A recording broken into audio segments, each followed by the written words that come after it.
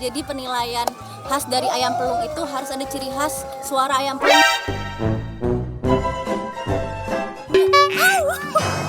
Aku dipatok. Duh, enaknya. Nanti gantian ya, Sob.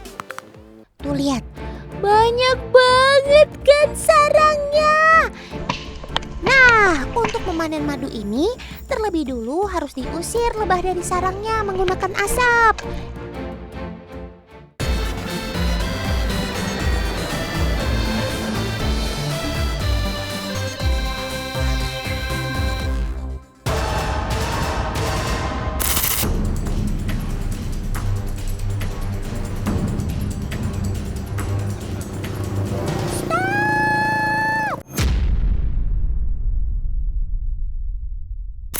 Jangan berkeliaran di jalan begini dong, Sob. Kan berbahaya. Tidak hanya bagi kamu saja, tapi bagi pengendara lain juga. Di Bali memang sering kita temukan monyet ekor panjang yang turun ke jalan, teman. Perilaku seperti ini sudah terbentuk sejak lama. Karena banyak pengendara yang memberi makan. Tapi perilaku mereka yang seperti ini tentu sangat membahayakan.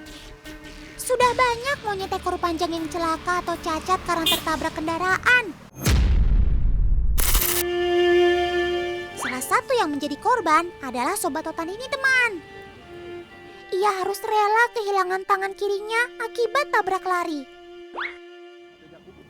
Biasanya mereka tertabrak saat mau menyeberang atau berusaha mendapatkan makanan dari pengendara. Selain kesulitan dalam beraktivitas, monyet disabilitas ini ternyata juga dikucilkan dalam kelompoknya.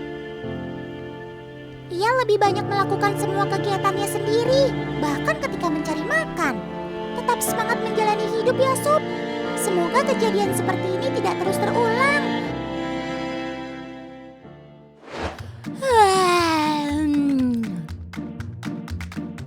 Emang boleh ngopnya selebar itu, Sob? Semalam begadang sih ya, jadi aja ngantuk paginya. Makanya selalu ingat pesan Om Roma, jangan begadang kalau tiada artinya. Tapi jangan ngantuk dulu, Sob. Kak Vena lagi mampir nih ke tempat kalian. Mau berbagi cerita ke sobat-sobat Totan tentang kalian. Nah, sekarang Kak Vena sedang berada di Pura Luhur Uluwatu, Bali. Lagi asik selfie dan fotoin kalian. Teman, di sini kita bisa lihat para monyet yang bukan cuma gelantungan di pohon, tapi monyet-monyet di pinggir tebing yang kerjaannya tiap hari healing terus. Enak banget kalian, tiap saat bisa nikmatin pemandangan laut. Oh iya teman, spesies monyet yang ada di sini adalah monyet ekor panjang atau Macaca fascicularis. Primata ini asli Asia Tenggara, termasuk Indonesia. Di Indonesia sendiri, sebaran populasi sangat luas, mulai dari Indonesia Barat hingga Nusa Tenggara Timur. Jadi kalau orang Indonesia sudah tidak asing lagi ya lihat spesies yang satu ini. Nah teman, keberadaan para monyet di pura ini menambah daya tarik wisatawan domestik maupun mancanegara loh. Salah satu yang menarik perhatian para pengunjung adalah bayi-bayi monyet ekor panjang ini teman. Tingkah mereka sangat lucu-lucu, ditambah rasa ingin tahu yang sangat besar. Saat anak-anak monyet ini bermain, biasanya tidak terlalu jauh dari induk dan kawanannya teman. Karena induk dan kawanannya sama-sama memiliki tugas untuk menjaga satu sama lain. Ini baru kelompok yang kompak. Salut deh sama kalian. Halo. Sophie.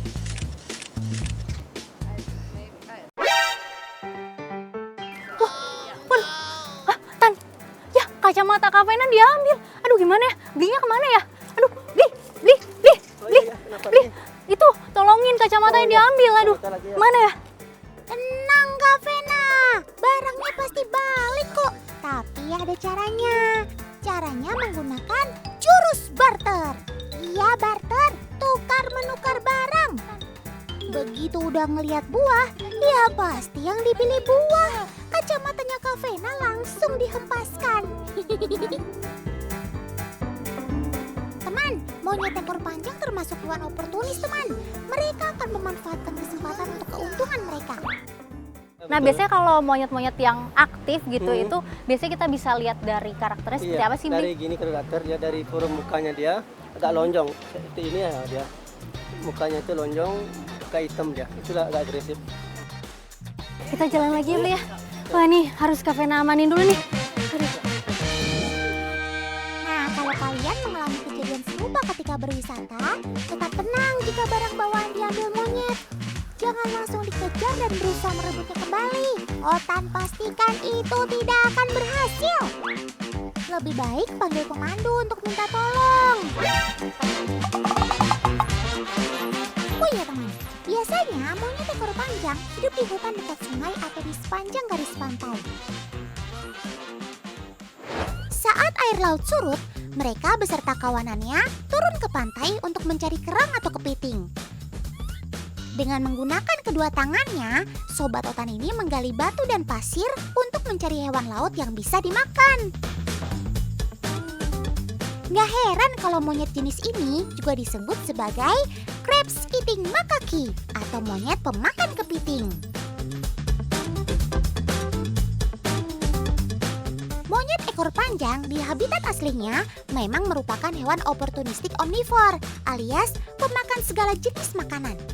Apalagi hewan laut mengandung banyak protein yang dibutuhkan oleh para monyet.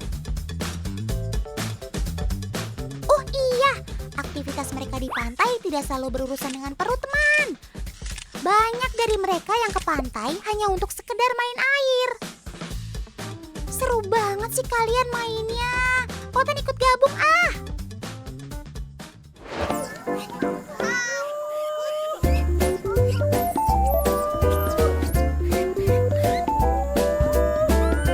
Wih, kalau Paman Wayan sudah teriak-teriak begini, artinya panggilan kepada sobat-sobat otan.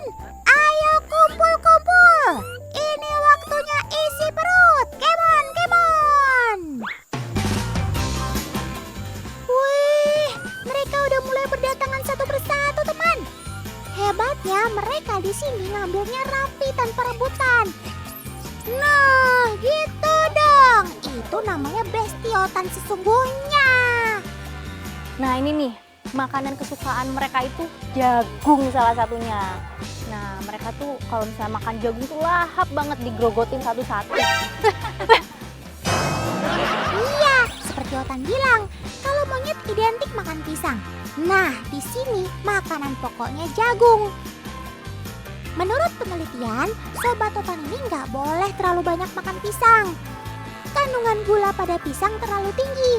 Jadi, konsumsi pisang berlebihan dikhawatirkan akan membuat dampak buruk bagi monyet. Misalnya diabetes atau gangguan kesehatan lainnya. Wah, ternyata monyet juga bisa kena diabetes ya. Ya ampun, itu teman kamu cuma mau minta satu. Masa kamu hadang sih? Mentang-mentang badan kamu paling besar, jadi ambil alih sisa jagung terakhir deh. Nggak salah nih punya badan besar, makannya paling banyak. Nyam, nyam, nyam.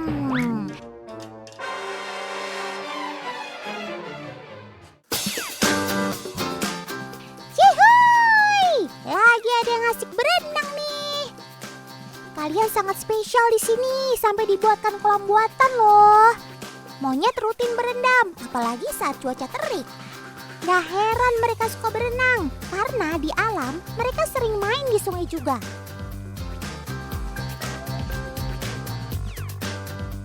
Hei, yang di atas! Kalau mau nyebur, nyebur aja sob. Jangan cuma ngintip. Apaan tuh? Kalau udah dengar suara begini, pertanda ancaman nih. Kamu kok bengong sampai begitunya sih sob? Otan jadi penisirin? Penasaran?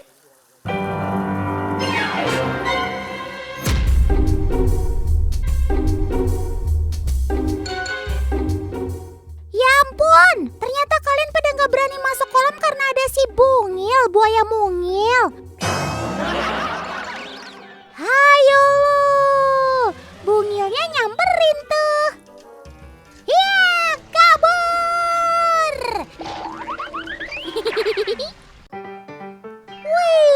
ada pisang ngegantung tuh sob. Makanan favorit kalian tuh. Kok tumben diliatin aja? Kalian malu-malu atau lagi pada gak semangat sih? Wah, bahaya nih Tan. Walah, jadi ini alasan kalian gak berani ambil pisangnya. Tenang sob, itu kan cuma ular KW. Kalian ini memang si paling waspada kalau soal predator seperti ular. Nggak bahaya tah. Wih, tapi udah ada yang mupeng berat tuh. Udah berani manjat dan mendekati pisang.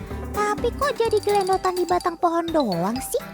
Ayo, siapa berani? Lumayan loh, pisang satu sisir nih sob. Wedeh, ini dia sih paling banyak akal dan berani. Pinter banget kamu sob ngambil dari atas. Selamat, kamu juaranya. Kak Vena bawa apa tuh? Kok ditutupin payung mini? Ternyata hadiah misteriusnya adalah boneka harimau dan rambutan untuk Sobat Otan. Wah, teman penasaran dengan reaksi Sobat Otan? Markeeper, mari kita perhatikan. Cie, kamu mulai kepo ya Sob? Ya begitulah Sob, karena monyet ekor panjang termasuk primata yang memiliki rasa ingin tahu yang tinggi, Sobat Otan ini akan tertarik melihat sesuatu yang belum pernah mereka lihat sebelumnya. Kecerdasan mereka terlihat tuh dari cara mengamati dulu sesuatu sebelum bertindak. Ciluk! Wah! Udah tahu isinya apa belum Sob? Ada apa sih di dalam situ? Kamu kepo sampai tiarap-tiarap begitu? Rambutannya masih banyak nih Sob. Walah, ternyata nggak ada yang berhasil ngambil semua rambutannya. Monyet-monyet di sini lebih asing melihat harimau. Jadi, ketika mereka melihatnya, mereka tetap menganggapnya sebagai ancaman.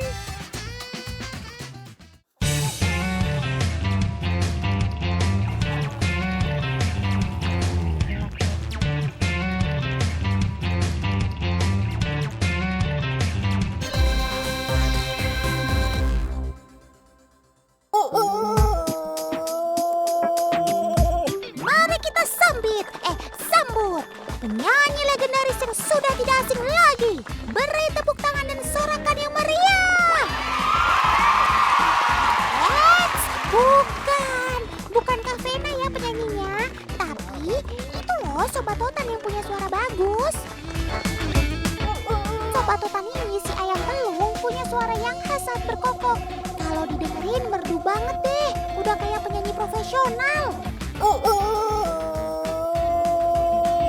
Nah Tan, dari kanan kiri udah kedengeran kan suara kokok ayam. Nah hari ini Kak Vena lagi ada di latihan bersama komunitas ayam pelung Garut Utara.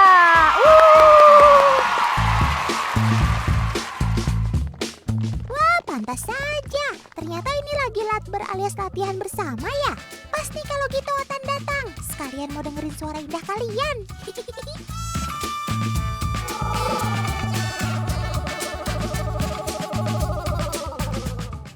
Jangan heran ya kalau suara Sobat Otan ini begitu tinggi karena ayam pelung memiliki leher yang panjang. Sehingga ia bisa mengeluarkan suara melengkung dengan durasi yang lama. Canggih! Oh ya, latber ini biasa mereka lakukan sebelum mengikuti kontes teman. Supaya nanti di ajang sebenarnya ayam-ayam ini sudah powerful. Aktivitasnya sama seperti kontes, yaitu menaruh ayam di dalam ajang atau kandang yang tinggi seperti ini. Tujuannya adalah agar para juri bisa menilai dengan baik saat Sobat Otan ini mengeluarkan suaranya. Eits, tapi tenang, ayam pelung termasuk hewan yang gak takut akan ketinggian kok. Jadi mereka bakal anteng-anteng aja tuh di kandang tinggi seperti ini. Keberadaan ayam pelung ini bermula dari Kecamatan Warung Kondang, Kabupaten Cianjur sekitar tahun 1850. Penemunya adalah Kiai Jakarsi. Nah, untuk mengenang jasanya, maka diadakanlah kontes ayam pelung ini teman. Selain untuk berkompetisi, kontes ini juga sekaligus jadi ajang para peternak untuk bertukar informasi. Sehingga mereka bisa saling mengembangkan ayam pelung yang unggul dari segi penampilan, bobot, dan suara. Ini baru kegiatan positif. Otan dukung deh. Nah, Tan, jadi penilaian khas dari ayam pelung itu harus ada ciri khas suara ayam pelung. Aku dipatok. Ya ampun Sob, salah apa sih Kak Vena sampai kamu patok begitu? Aduh, sabar. Nah, ini nih, suara vokalnya tuh harus jadi aku nggak bisa. Pokoknya dia tuh suaranya harus merdu gitu. Ya, nih dengerin. Sekarang udah pada tahu kan ciri khas suara ayam pelung? Vokalnya bukan huruf O, tapi huruf U. Unik ya? Penilaian dalam kontes itu ada 5 Tan. Jadi yang pertama itu suara awalan, tengah, akhir, irama, sama keserasian. Jadi ada 5 ya.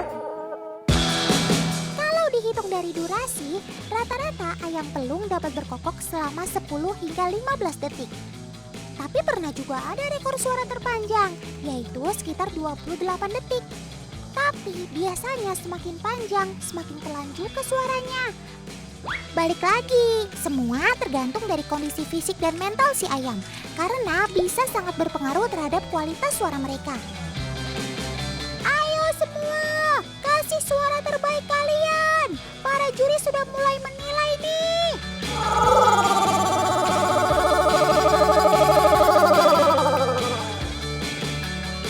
Oke, kita sudah dapat juaranya, King Lunggu. Selamat ya Sob, semoga di kontes nanti kamu berhasil juga memecahkan rekor. Kirmix Simil.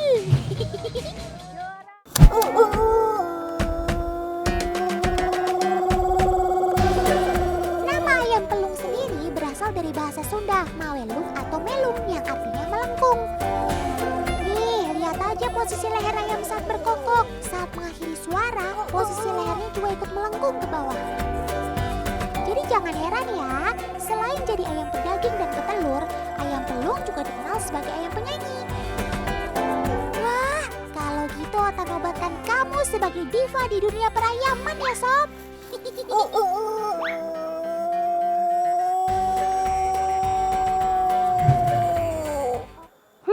Kak Vena penasaran nih Tan, kira-kira pada tahu nggak sih ini ayam apa? Oke, kuis dadakan dimulai. Ayo, ada yang tahu nggak ini ayam apa? Ayam jantan? Waduh, bukan gendernya, tapi jenisnya. Kita coba lagi ya. Ayam Bangkok? Ya, sayang banget. Sejauh ini belum ada yang benar jawabannya. Kayak kenal ayam apa ya namanya? Ayam pelung. Iya. 100 buat kakaknya. Sekarang Kak Vena mau spill nih. Apa aja sih ciri-ciri ayam pelung?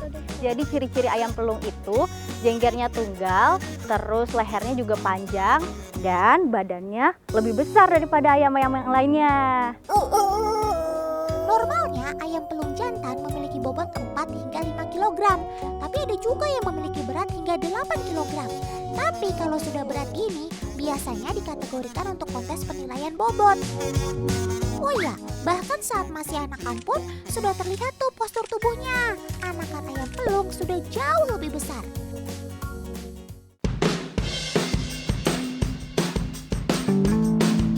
Cara untuk budidaya ayam pelung ini hampir sama dengan ayam lainnya. Peternak ayam pelung juga harus menyediakan kandang atau ajang yang tingginya sekitar 180 cm. Dibuat tinggi seperti ini tujuannya untuk menghindari ayam bertengkar antara satu sama lain. Ayam jago merupakan ayam teritorial, teman. Ia akan melawan siapa saja yang berani masuk ke daerahnya. Itulah mengapa ayam pelung yang akan ikut kontes tidak boleh disatukan dengan ayam pelung jantan lainnya, karena bisa kacau.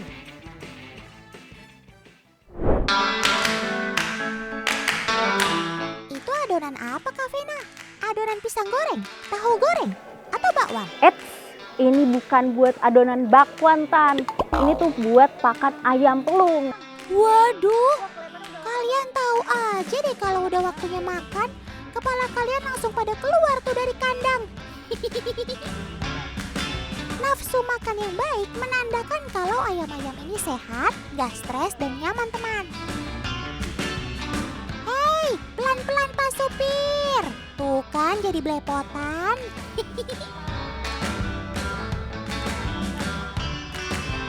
Oke, ayam-ayam di kandang sudah pada kenyang. Sekarang giliran mereka semua diumbar untuk mukbang.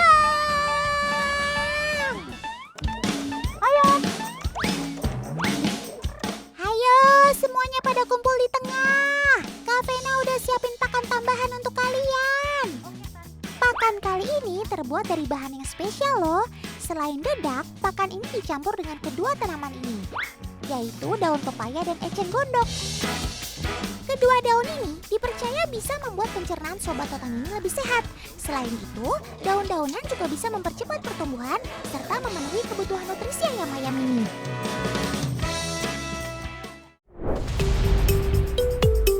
Teman, ternyata bukan cuma atlet aja loh yang dipijat sebelum atau setelah bertanding, tapi ayam pelung juga butuh pijat untuk merelaksasikan tubuhnya. Kepala ayam yang sudah nunduk begini, itu tandanya ia sudah merasa nyaman dengan pijatannya. Duh, enaknya. Nanti gantian ya, Sob. Totan kan juga mau. Nah, ini tuh fungsinya untuk merelaksasi otot-otot ayam supaya dia tuh nggak tegang. Teknik memijat ayam dimulai dari peregangan tubuh, sayap, sampai bagian paling penting yaitu lehernya. Nah, yang jadi performa penting kan ada di suaranya. Jadi bagian lehernya harus dipijat supaya nggak tegang saat berkokok. Wah, spesial pakai telur ini sih.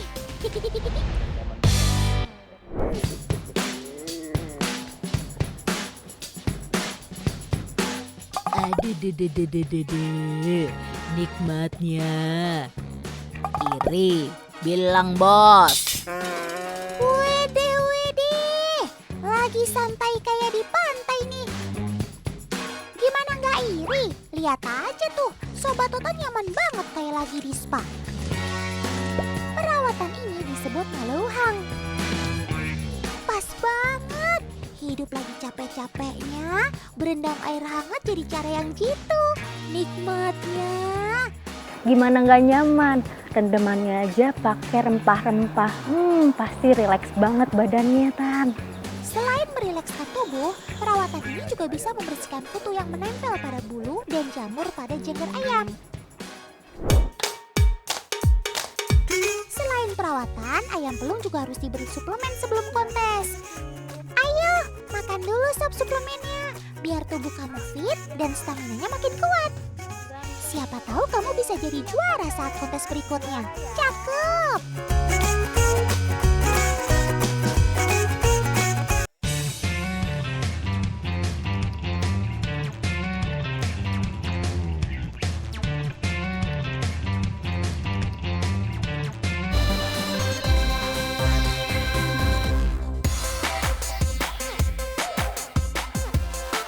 Madu memang berharga mahal karena khasiatnya yang luar biasa.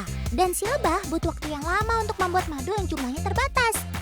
Tapi rupanya ada loh madu-madu dunia yang punya predikat sebagai madu termahal. Otan bisikin ya, ini dia 5 madu termahal di dunia ala si Otan. Peringkat 5, Milo Mayor del Bies. Tuh, nyebut namanya aja udah susah bener kan? Madu ini hanya ditemukan di Provinsi Leon, Spanyol dan harganya 2,3 juta sekilo. Weh. Peringkat 4 ada madu mentah Ikaria dari Yunani.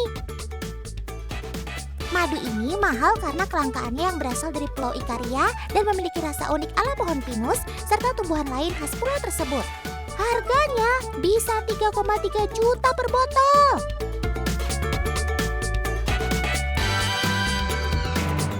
Peringkat 3 adalah madu Royal Yaman Cider, yaitu madu dari pegunungan Hadramut yang hanya bisa dipanen setahun 2 kali. Harganya 15 juta rupiah per kilo.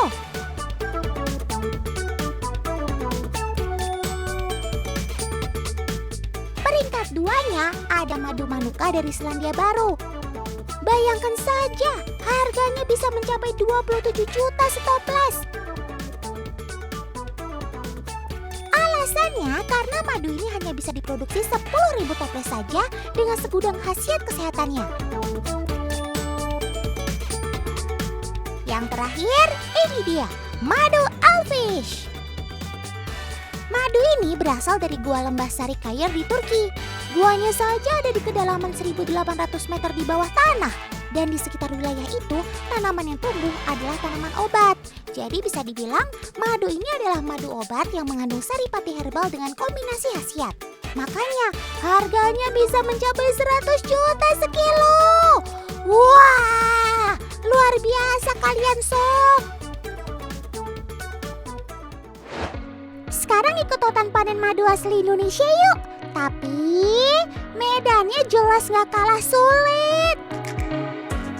Teman, Indonesia merupakan salah satu negara penghasil madu hutan terbaik di dunia loh. Iya, terbaik di dunia.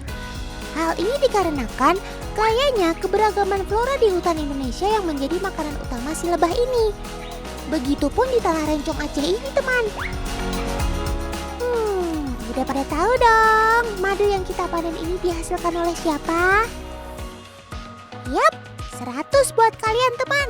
Sobat Totan penghasil madu hutan ini yaitu si lebah madu alias Apis dorsata. Apis dorsata atau lebah madu raksasa ini berasal dari Asia Selatan dan Tenggara.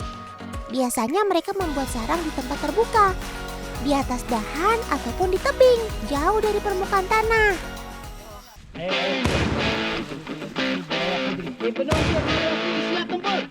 Oke, semuanya sudah siap nih. Tuh lihat, banyak banget kan sarangnya. Sarang lebah madu ini berada di pohon tualang, sebutan masyarakat Aceh. Ketinggian pohonnya bisa mencapai puluhan meter loh.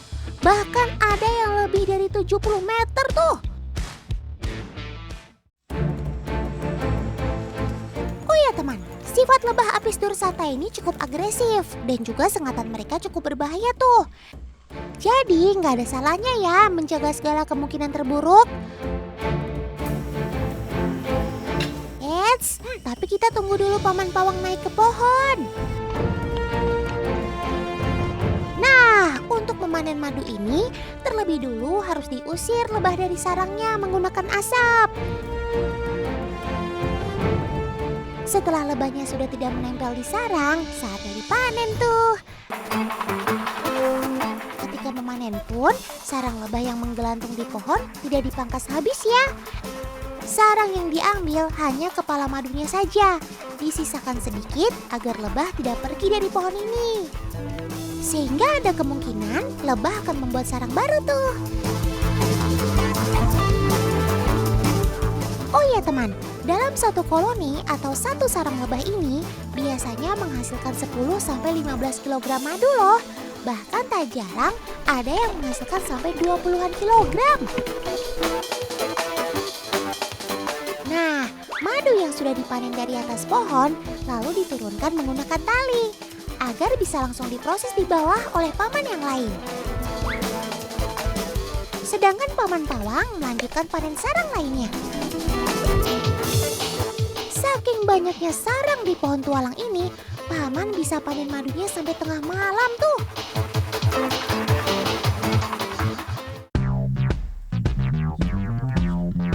Oke, sekarang kita bantu Paman memisahkan madu dari sarangnya yuk.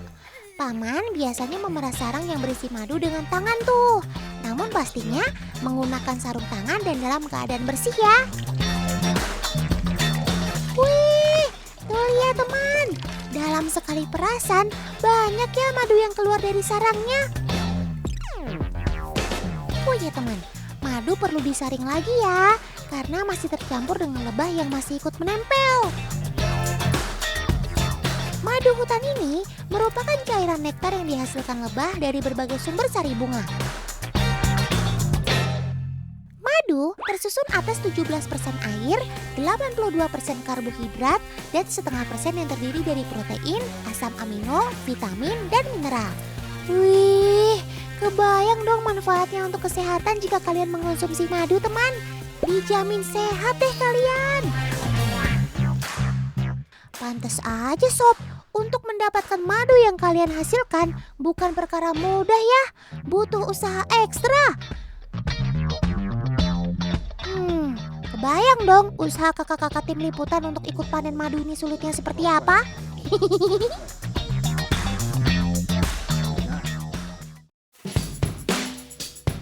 Oh ya teman, untuk menghasilkan madu yang berkualitas, proses memerah sarang lebah dan penyaringan madu gak hanya dilakukan sekali tuh.